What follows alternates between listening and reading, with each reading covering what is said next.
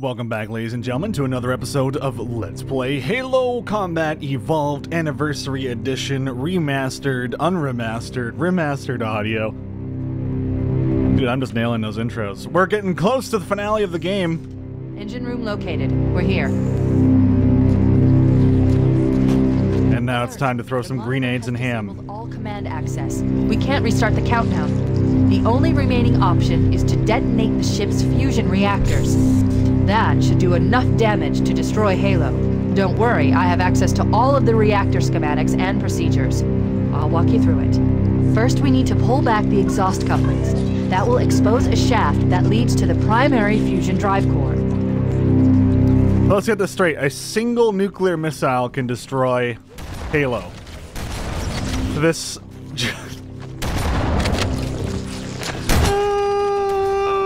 okay. You know, whatever. Fair enough. And obviously this nuke would be like bigger than the current biggest atomic nuke that we have these days, but even still, I'm just... Step one complete. Cracks me up. Straight shot into the fusion reactor. Straight shot. Explosion to destabilize the magnetic containment field surrounding the fusion cells. Use an explosive. I recommend a grenade or rocket. If you run out of explosives, there is an armory station located near the engine room vent. Did I get it? I threw a grenade like right in. Fusion reactor number 1 destabilizing. Oh, good. All right. Well, that's why they gave us all these rockets. That should be enough to trigger a wildcat explosion of the engines. Wildcat? Are they in the house? I'm a monster. I'm sorry. I'm sorry. If you love Halo, I love Halo too. I'm just messing around. I love you guys. I love you. I'm only imagining like just a shit ton of hate on this playthrough now. Just like in my brain. I'm like, oh god. How dare I nitpick and look into this in these things and have any passion about the series whatsoever. I don't know.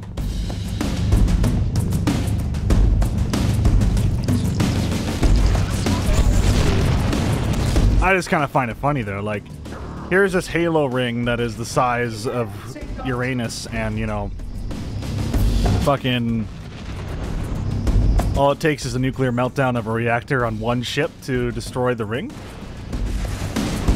Well, that seems easy. Guys, how do we stop the end of the universe? I know. We'll just launch a nuclear missile.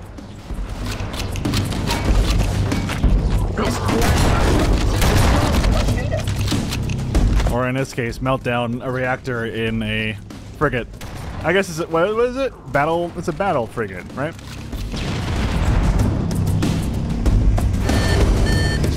I think we just jumped down here, right? Hello, boys. Oh shit. I think we got it.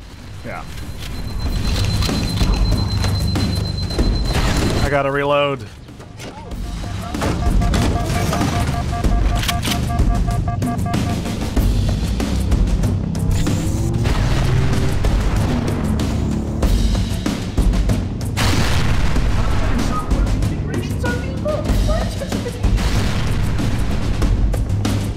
Alright, I think there'd be a door on this side, too. Give me the heal. I have a feeling something's gonna happen here where we get wrecked right before we kill the last one and have to start over. Knowing me, playing this game so far, there's always that one thing that just auto-kills me, and I'm like, god damn it. Oh shit.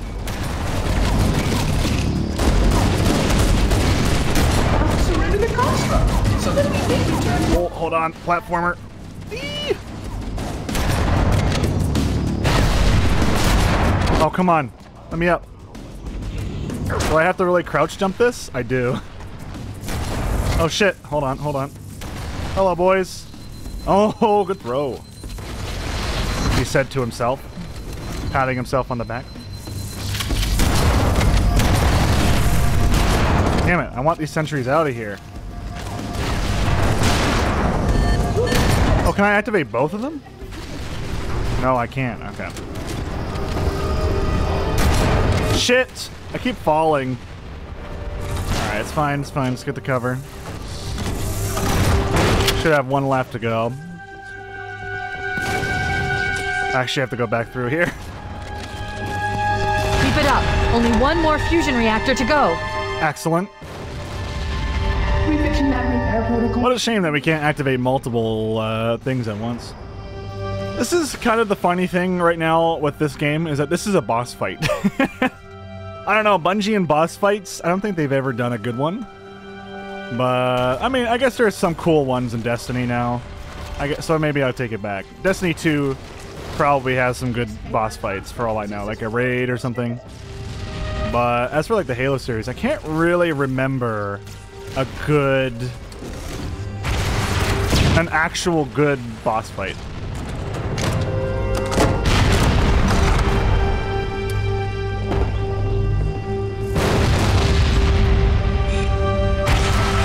Shit. There we go, that's what I want. Nice. Alright, I need to jump up. Just let me jump up real quick. Alright, now I'll kill you. Alright, here we go. Just don't blow myself up type thing. Oh, please.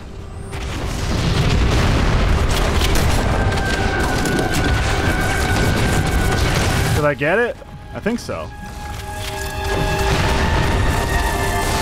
Let's go run over and get some health packs. Oh, wait. There's no health packs here. Oh! There we go. Did we do it? The engine's gone critical. Based on the current rate of decay, we should have 15 minutes to get off the ship. We don't have much time. We should move outside and signal for evac. Accessing schematics. There's a service lift at the top of the engine room. It leads to a Class 7 service corridor that runs along the ship's dorsal structure. Hurry! Oh, God. Alright, it's back here. Good.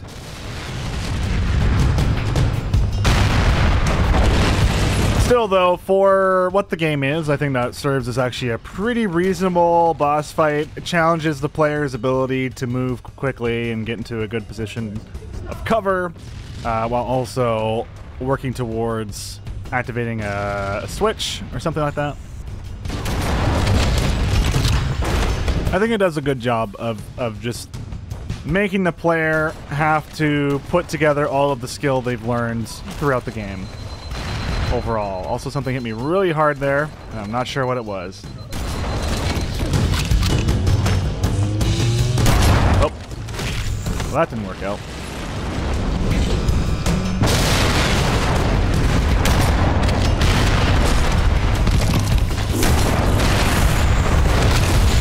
The damn sentry guns that make this so much more difficult.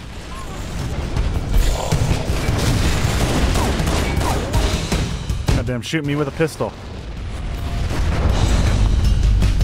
Oh, wait, did that not load in? Oh my God.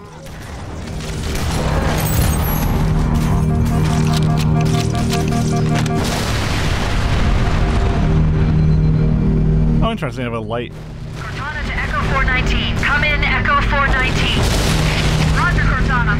Our reach is 555. The Pillar of Autumn's engines are going critical, Warhammer. Request immediate extraction. Approach the crash site and be ready to pick us up at External Access Junction 4C as soon as you get my signal. Affirmative. Echo 419 going on station. Echo 419 to Cortana. Things are getting noisy down there. Everything okay? Negative. We have a wildcat destabilization of the ship's fusion core. The engines must have sustained more damage than we thought. Analyzing. We have 6 minutes before the fusion... Oh, shit. We need to evac now. Activating final countdown timer. If it's true, the engines will detonate. The explosion will generate a temperature of almost 100 million degrees. Wow.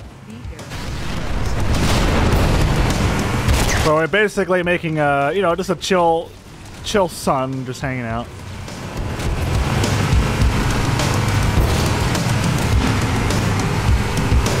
I remember messing up in this segment a lot when I was younger, and I'm probably going to do the same here. Because the Humvee likes to have a mind of its own at times, especially with the physics engine.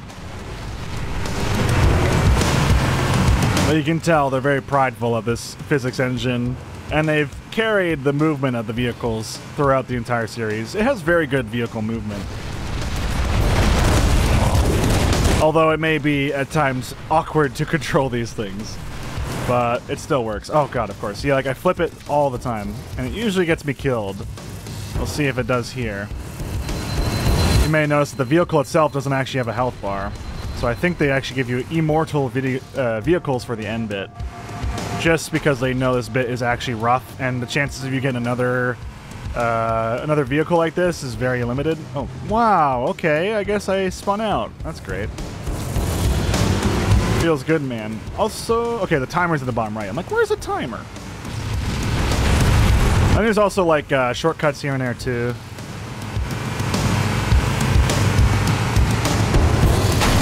Especially in these, like, little tunnels. Oh, God. I do not remember this entire segment at all, so bear with me here. Kinda hoping this would be the right way, but maybe not.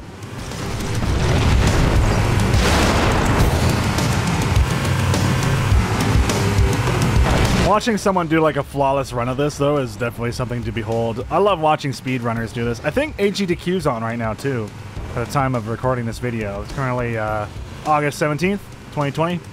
I know that AGDQ's on right now. They do some incredible runs of lots of video games, with Halo being one of them. Oh god, well, I was hoping to make it, but now we're swarmed by a bunch of angry commander-level peons. Or Anganels? I don't know what they're actually called. What's the name of them?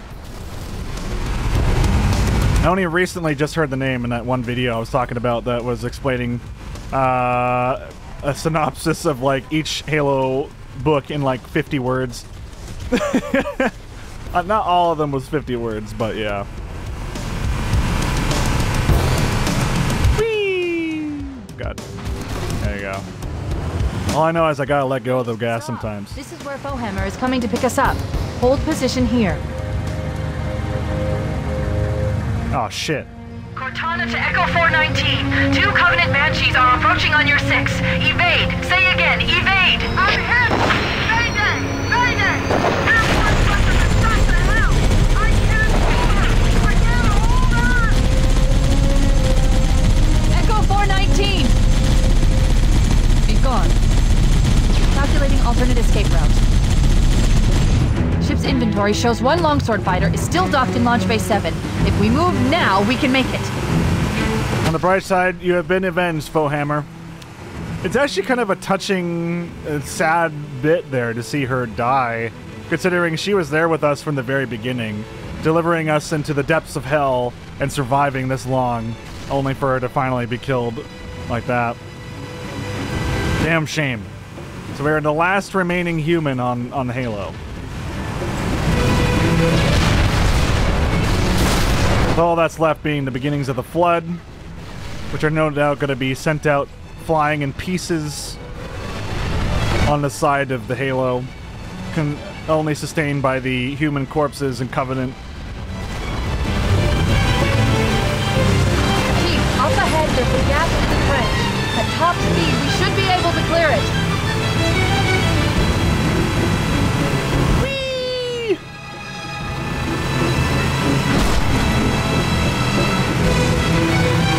I like how Cortana couldn't even calculate that jump.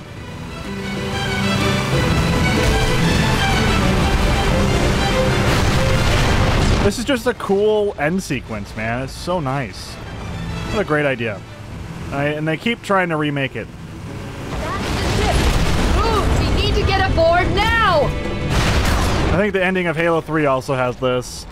I wouldn't be surprised if Halo 2 does the ending similar to this too. Work, work, work.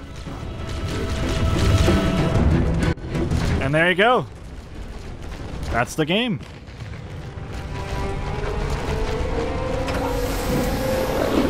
We're cutting it close.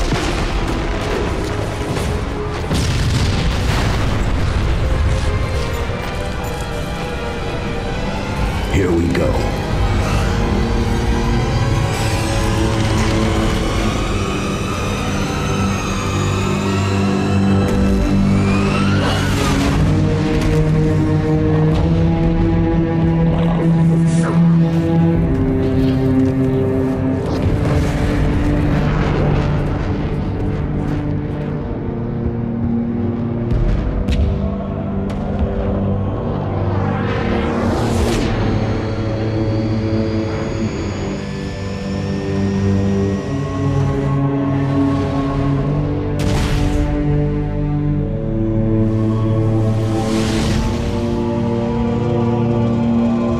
Shut them down. We'll need them later.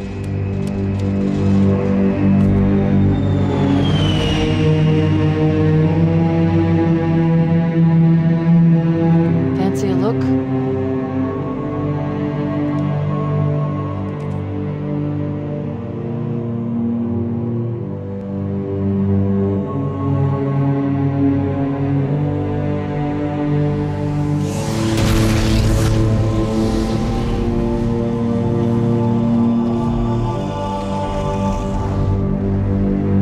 Did anyone else make it?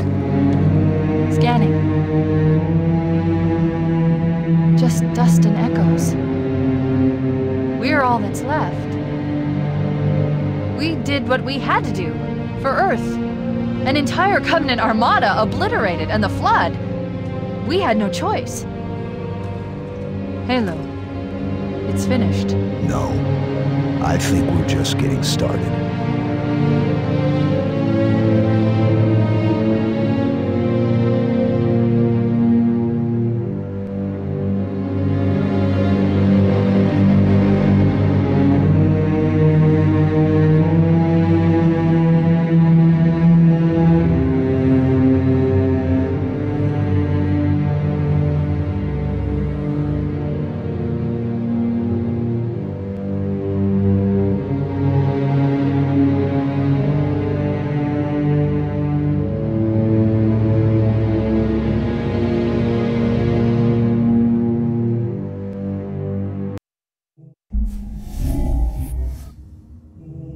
Are you serious? They don't even give us credits anymore?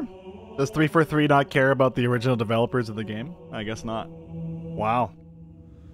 Well, that is Halo Combat Evolved. Is there no way I can look at the credits for the game? I guess not. Wow. That's kind of insulting to the developers and QA testers and voice actors that worked on Halo Combat Evolved. Worked tirelessly to make this title even come out, considering it went through such a grueling process to even, like, be finished. The fact that, like, we even got Combat Evolved in to begin with is, like, insane. But yeah, overall, I think I'm walking away from it pretty positively. I think the game is still pretty solid. There is definitely a pacing issue the moment you hit the library. They do such a great job setting up the Flood, only to make them feel like a immense nuisance during the library segment. And that's kind of a shame, because I think the Flood is such a interesting design. I don't like that the Flood use weapons, though. I'm not a big fan of that. I think that they shouldn't be using weapons, or if they are, they're like firing them off in who knows what direction. They're more accurate. This is the problem. They are more accurate than the Covenant on normal difficulty. I have been hit by more shotgun shells and more plasma rifle shots and all this insanity by the Flood than I was by the Covenant.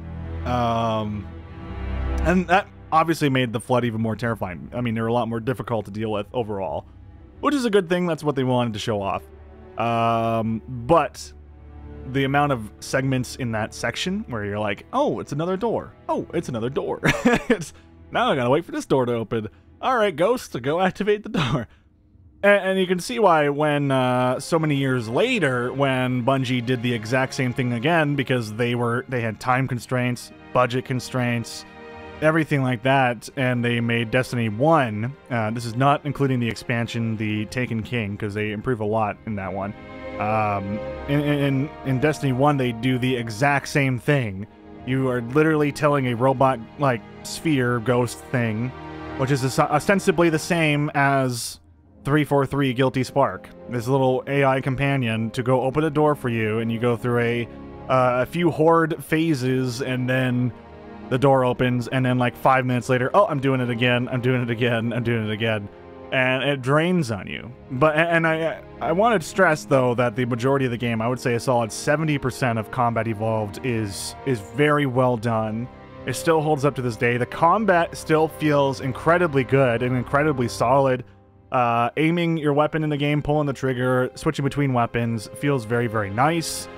I would love to see in the Halo games maybe one day in the future where we can actually just use all weapons and just have a weapon wheel like in Doom or something. But I feel like the series takes itself too seriously to the point of where it's like, oh no, you can only have 2 guns on you.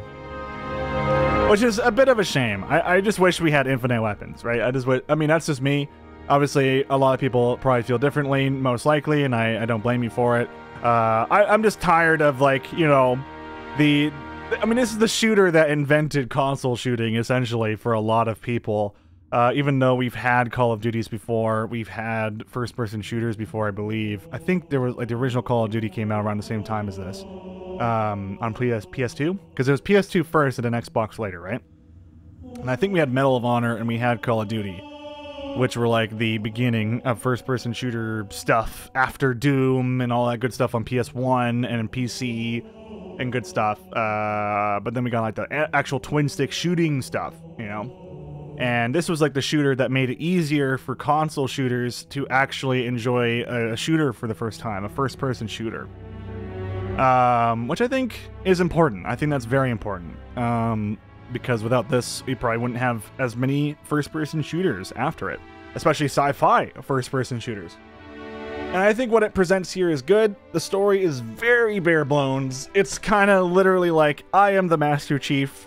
Here I am with the United Nations Space Committee, or whatever the hell they're called. The Space Committee. I would love it if they were called that. And here we are. There's aliens. They're bad. Go shoot them. Oh no, there's even worse aliens that are eating the aliens and us. So now we gotta kill those guys. Oh no, now there's a betrayal of, oh yeah, we're activating the Halo to go stop the aliens, but actually, it's gonna stop us, we're the aliens. And then you just blow up the alien ring, and that's it. And that's it. I'm excited to see Halo 2. That is one game I have never really sunk my teeth into. I've only seen, basically, a review of it on X-Play, and of course, like, you know, the most famous scene from that game where Master Chief yeets a mine out of the back of a ship and then launches it into a Covenant ship while he falls down into a planet or something. So I'm excited to see where all that goes. We'll be using the updated visuals for that game because apparently the cutscenes look absolutely gorgeous, according to Wooly Wolves, Wooly Versus. He's also doing a playthrough, by the way. Go check that out. I'm sure it's very, very good. I haven't watched any of it, but him talking about it on the podcast with Super Castle Beast, or Castle Super Beast, sorry, with Pat, has definitely gotten me to want to do this series. So yeah, and anyway, sorry if the series seemed a little bit nitpicky, but rest assured, I love this game. It is very, very good, but it is not without its flaws. It is not the perfect gem that you know that it might seem to some people. And I think that's totally great, because it means that there's lots to build upon as we go out throughout the series. And I'll give you my opinions and my thoughts as we go throughout the next few videos, or the next few games. So yeah, the next one will be Halo 2. And of course then Halo 3, Halo 3 ODST, and then Halo Reach. And then we'll move on to Halo 4, and maybe we'll get lucky and 343 will actually release Halo 5 on PC before Halo Infinite. Because Halo Infinite is on Steam, but it's not... But Halo 5's not on Steam or Microsoft Windows. Only the Forge mode is. I don't know. Alright, anyway, I'm done. Bye.